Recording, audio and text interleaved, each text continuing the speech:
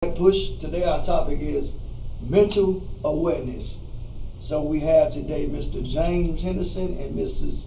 Sydney Bradley. Bradley, Sydney Bradley. So real quick, when you hear the word mental awareness, what's the first thing that pops out in your mind? That's a good question. That's why I asked. The first thing that comes to mind is, their mental capabilities of being able to handle situations. For me, what about you? It makes me think about the mental health issues that are oftentimes overlooked in people, and how mental health issues could affect and impact the awareness that some people might have. And why do you guys think it's so, for men, it's so prideful for a man to tell somebody he got mental issues or to go get help versus a female? A woman will. I think it's more of a black community thing. Wow. Okay. I would agree with that, because there's always been a stigma of, or taboo in the black community to go out and get therapy, right, outside of talking to family, talking to friends. And I always say this about people who we have a complaint or have an issue, and there's no sense of complaining or talking about something if you don't tell it to someone who can help make a difference. Otherwise, you're just telling your business. And I say that to say that a lot of times we just tell our business when we're sharing with family and friends, but they can't help us. And mentally, we're trying to figure out how to get a situation resolved. Mm-hmm. And there are so many issues mentally in our community that we have to deal with, because it was taboo. Mm-hmm. Now it's not so much, but we'll go to the church and we'll talk to the pastor or the priest or whatever, but they don't have all the answers. So church as a whole, although it's a good idea, it isn't the only answer, only way to go about getting an answer, right, for whatever issue you're dealing with. Any certain signs that you see that you can? We're not therapists. I'm from the old school. The barbershop was therapy. Different organizations you're a part of was therapy. Just talking to you real quick. I know we are not therapists. Y'all not counselors.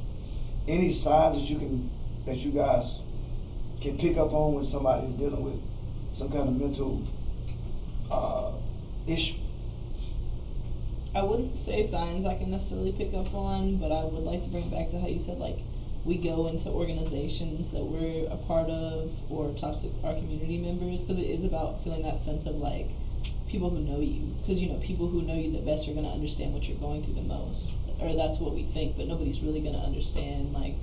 We think about these therapists and these doctors as these others because they don't understand what we've been through. They don't understand the life we've lived, so sometimes it's hard to go into people who don't have the same background or same dynamic and ask them for help because they don't really know anything about our situation. As far as signs as to mental health and picking up on signs, do you have anything, James? Well, yeah,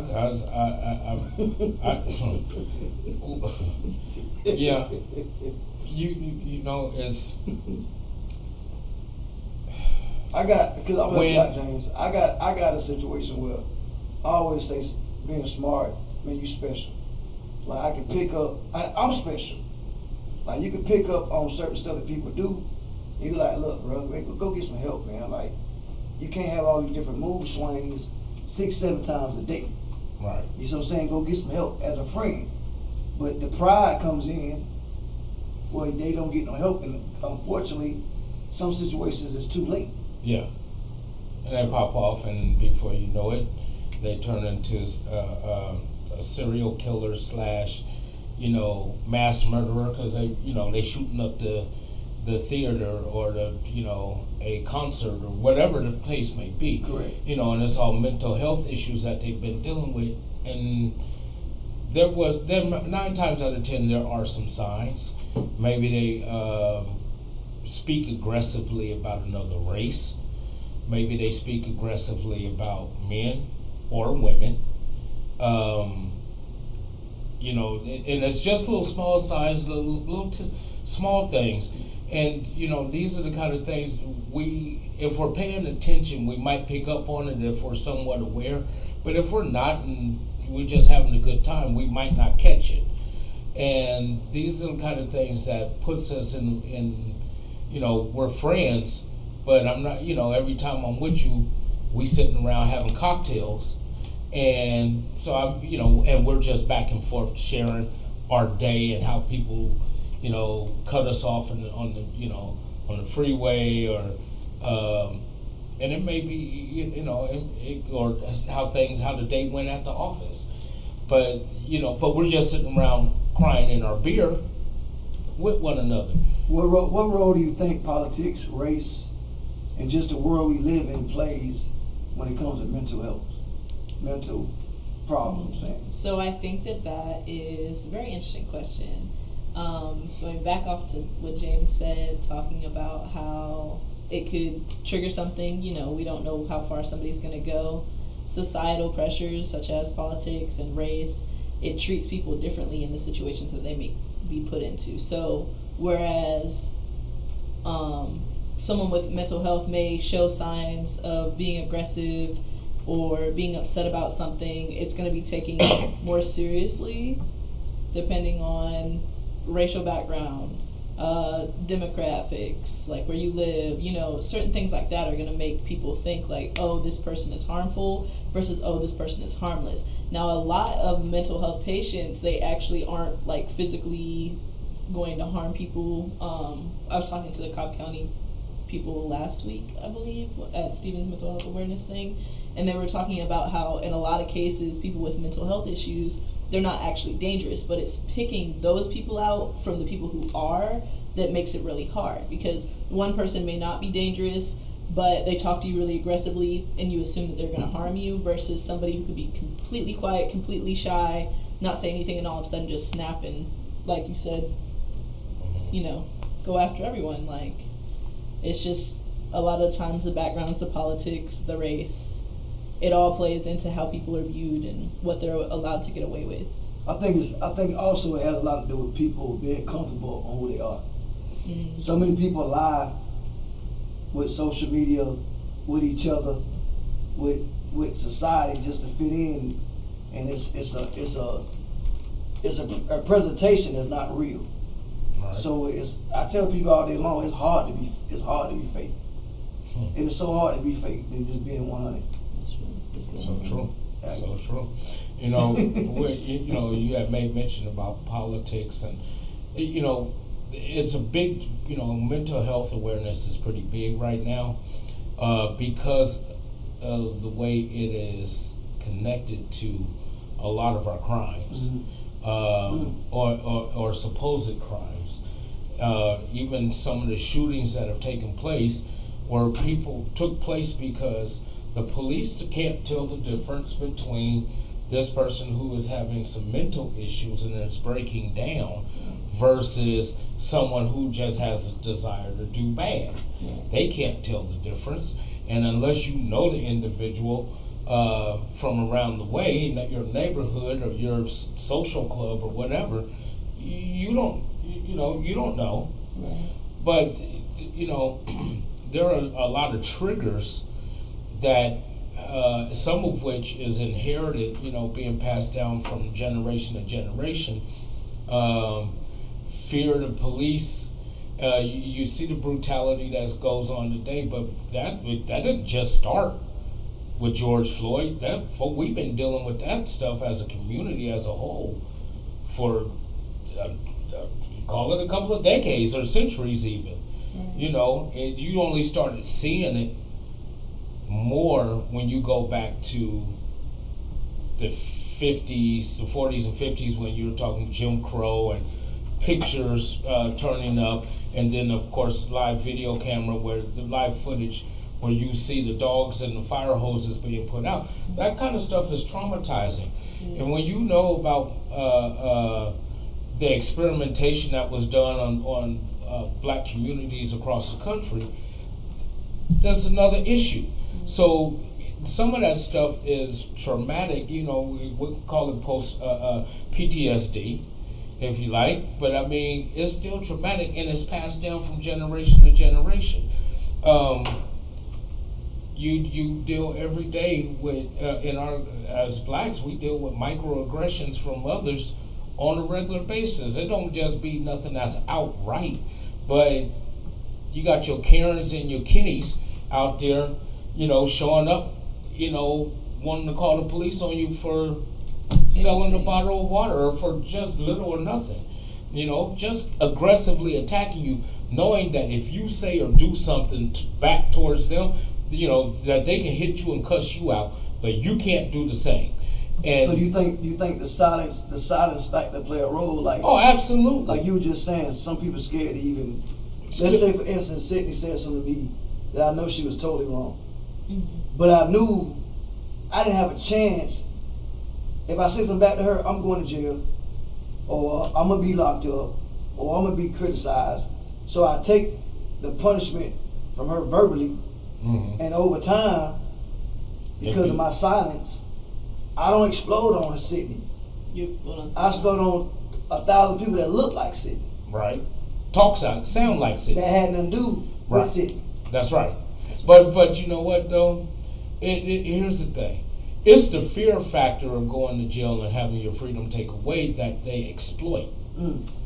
Okay? Because they know you either, if you say or do something, and they want to fall out and clutch pearls and the whole get down and put on the whole show when they the one who threw the damn rock. Well, I'm finna throw the rock back at you. No, they throw the rock high in their hand. Yeah, throw the rock high in their hand, and when I throw the rock back at you and actually hit you with it, then you want to be, he's throwing rocks. You ever been in the car before? This is some funny stuff. Happens to me all the time. I'm not saying I'm Big Bad Wolf, but I had a lot of people blow the horn at me. They can't see me. They'll blow the horn if I cut them off. They doing all this, but then when they pull up next to you, then they want to look straight ahead now. Now they're scared. Yeah, but then if you respond to them, you know what I'm saying? Yeah, because I've had my road rage has gotten to the point, man, where I get up next to you and I just start staring in your window. Because a lot of times people don't have the same audacity they do before they have that face to the name that, and people get entitled behind the wheel. They're just like, oh, I run this. And it tells you a lot about people, like them thinking that they have the privilege. Entitlement. Right, Yeah. No, it is We live, it's cowardly. We live still talking about mental awareness. We live on an entitlement world, period. Some people, and this goes from child to adults. We got kids out there who are entitled. Yeah. Okay? And we got adults who are entitled. So when it comes to mental awareness, those that are not entitled deal with more because they can't get what they deserve. Right. Or they can't get what's owed to them. You know what I'm saying? So they deal with so much pressure and so much just feeling like they're not good enough. Right. Because they're not getting what everybody's getting when they deserve it. So that's when, like, the pleasing, a lot of people, when they grow up around people who are very entitled or very, just like aware of their own power, some people get to the point where they don't know that they have that power themselves. They think that they just have to please. They just have to make it so, these people who are happy and they know this about themselves, I have to make sure that they remain happy and they remain knowing this about themselves, versus looking for the same excitement and power within themselves and like putting it out. But it's also, like being afraid of what's going to happen, being afraid of asserting yourself and someone saying, hey, you're wrong because you did this to me, versus I did it to you 5 minutes ago, because they've already painted this picture of you. So Disco, when you said that, like, yeah, people might think that you're different, like if we were having an argument and you got mad or upset and then you went out and whatever, took it out on somebody else, it would be, they would paint you as this, angry black man. That's what it is immediately. You're a villain. Well, I got speaking of mental awareness, I'm considered mental issues legally. And prime example, I had an issue with a doctor, but I didn't email a doctor. I didn't write a letter to the doctor. I told her face to face how I felt, and ever since I told her that, I got hit with he has mental issues because I spoke up. But then you have this person that don't speak up, who's really going to get mental issues because they're holding everything inside. Right. So like you said, we caught in a catch-22. Certain races are caught in a catch-22. Right. But if I was like Becky and sent a nice formal email, I'm perfectly fine. But because I want to address you face to face, now I got anger issues. Well, but see, that tells you the mental capacity of your doctor, your physician, treating physician, their mental Neurologist. Right, but that tells you a lot about them as a person. Yeah. You know, to feel threatened. Now I did have certain. I'm gonna lie. I did use certain words. Well, so I give it that. You didn't say you was gonna put foot, but I mean, I'm just saying the whole thing is that because like you said, like we just mentioned, you throw the rock and they want to hide your hand, and then when you get called out on it, you want to clutch your pearls and fall out on the ground talking about they attacked me, when really, they ain't did nothing except set you straight, and you don't want to be set straight by, you feel like you are entitled to only be set straight by somebody of your own ethnic background. Correct. Okay, so when someone else does it, you want to fall out and start crying and them big old crocodile tears. Let me tell you, James ain't the one going for it. Okay, I don't believe in that kind of stuff because it's a bunch of baloney. And it's one of those things that really just gets under my skin. And let's just call it apple and apple. Yeah. Okay, if you finna act like that, don't get upset when someone gives they give you the response you was looking for. Yeah. Now, if you want to call the police, but okay, now we got we can call it. You can call the police, but the video camera at the ATM across the street just caught the video on everything, and saw that you came up to me and turned me around and started attacking, saying something to me verbally. Right. Now, while you sitting up there throwing those rocks, that video camera at the ATM or the video camera at the jewelry store looking out into the street, catching everything. But you know what though, James, again, we already got a subject with mental awareness, but that's a whole other topic I'm going to say about that part. Okay. But I'm sorry. No, you're good. It really just gets under my skin that, and this is why we have to have these conversations. I'm saying what I'm trying to tell you is frustration on the other half is what causes most mental awareness. Like, yes, sir. Like, for a fact that person had no business throwing a rock at me. You know that person wrong. You know it. Camera's showing that person wrong. But when they pull that camera, they're gonna find a way not to switch it. They're gonna find a way to switch it. So here we are. Now you going home pissed off about this, and your wife can say, "Hello, baby, how was your day?" You explode on her.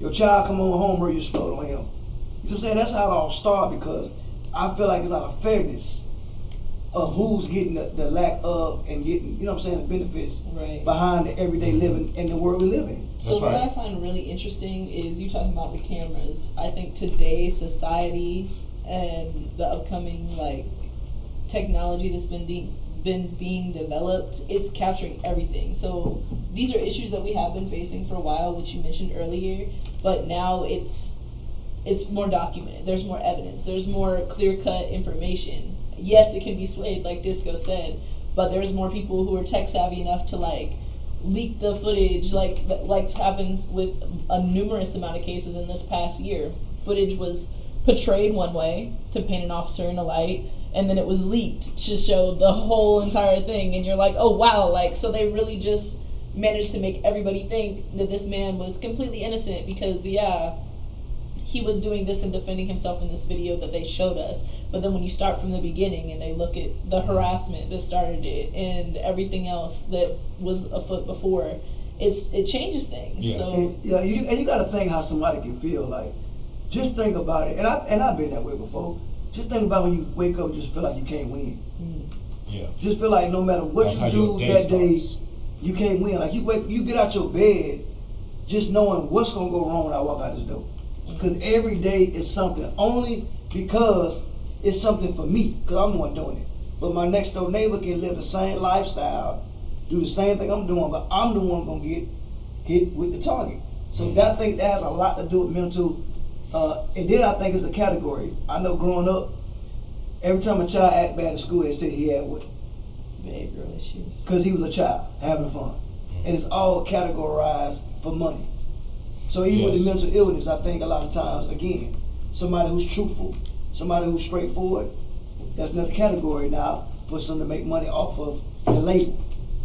Yeah. You see what I'm saying? So mental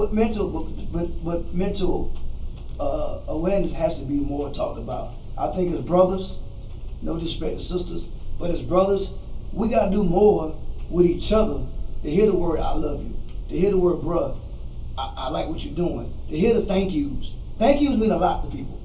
Yeah. The word "thank you" and "I love you" can go a long way with somebody's day and how they are mentally. Because when you feel like you're doing everything for somebody, you can't get a thank you, or "I love you," or you can't do nothing right, that take a toll out of somebody. So we gotta understand how we treat other people too. We can cause mental problems. Because if somebody looking up, like I look up to Sydney, let's say, I look up to Sydney for what she do, and you do everything you can every day for me, I say, I don't say a word to Sydney but complain. That can cause stuff in your head. Like here I am doing stuff with disco, I like disco, whatever, but he keep everything he's saying, you know what I'm saying? So you gotta look at other people too. We can cause it on our own people. Right. Yeah. We can cause a lot of headache on our own people. And have. And have. That part. Because even colorism, someone who is dark skinned versus someone who is light skinned, and that all still goes back into slavery. When the light skinned slave was in the house. The Willie Lynch letter. Yeah, you know, and all of that. So, and even today, here we are in 2020, 2021, and you still got people playing that game with one another. And sometimes it's your own. Yeah. And that's the most, I hate to say it, that's the most hurtful part when it's your own. Like you can walk out the door and expect certain races to treat you certain ways. Right. That's the life we live in. That's it. But nowadays you got more of your own people who know your walk of life, who know how you live your life. We all live the same life.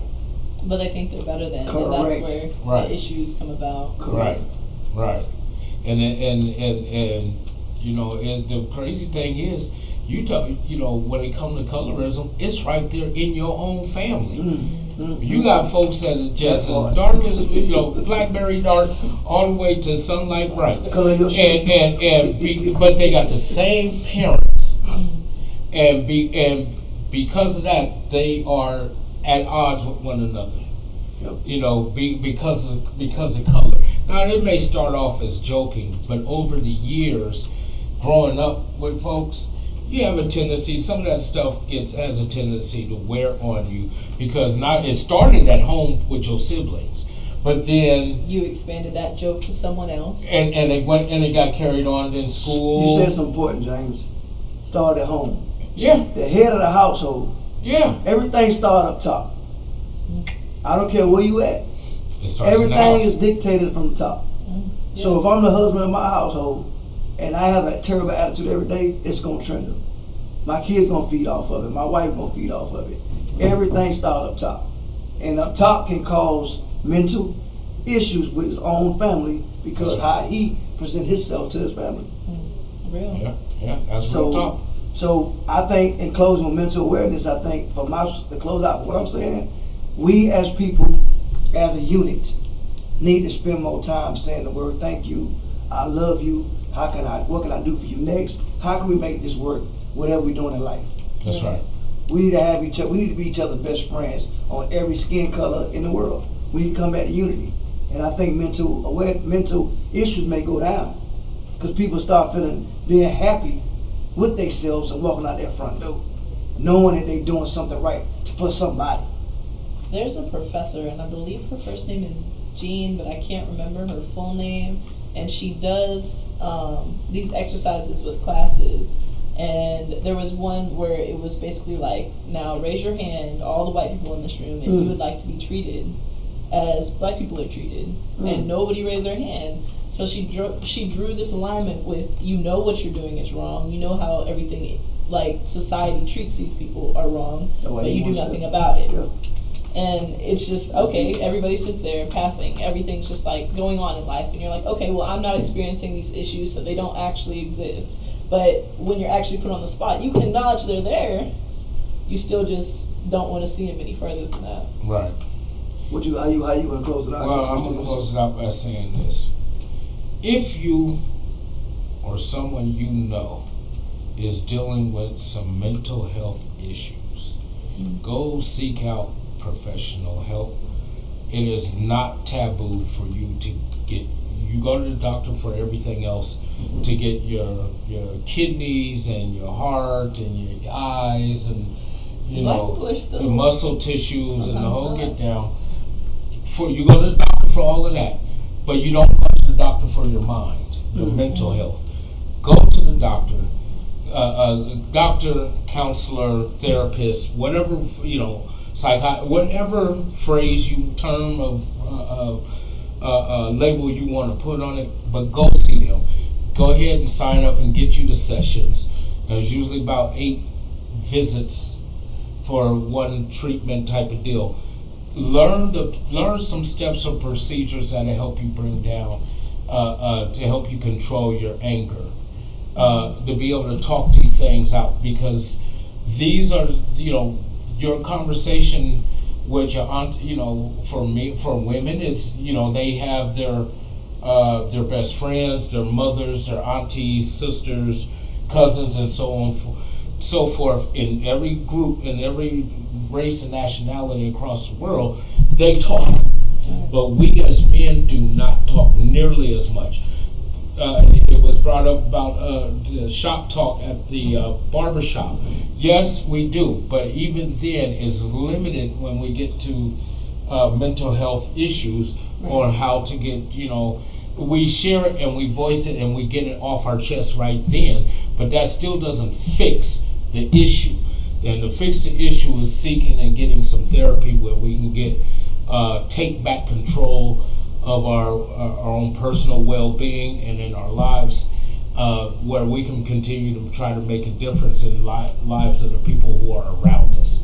And so, with that being said, go ahead, I'm sorry. I was saying, seeking therapy doesn't mean that you necessarily have mental health issues. Everyone can benefit from therapy. Absolutely. Yeah, silence won't get you nowhere. I think, and I made a joke real quick. I got a lot of family members that got high blood pressure because they hold it. To me personally, I'm not a doctor, but they hold everything inside. Mm-hmm. They think I got the worst blood pressure out of the whole family, and I don't, because I don't hold nothing inside. So silence is not the answer. Yes. Going into a corner and time out is not the answer. Mm-hmm. If you got mental, we're not going to speak on the word mental illness. If you got issues with yourself and need, seek help. Talk to somebody that you're close to, that you trust, like you said, James. Somebody that's not going to want to hear your story to tell the whole world. Somebody who actually want to help you. Right. Again, I'm going to say this again. If you're the head of your household, or the head of whatever you want to call it, dictatorship and leadership is very different. That's right. That's right. That's right. And you have to lead by example. That's right. So with that being said, folks, thank you for tuning in with us here on Talk Push. Push Talk. Push Talk. Mental. And our topic was mental health awareness on today. Thank you for tuning in with us, and just stay tuned for the next show tomorrow, 1:00 p.m. Okay, and we might have another topic that might get me fired up again. Who knows? Good show, y'all.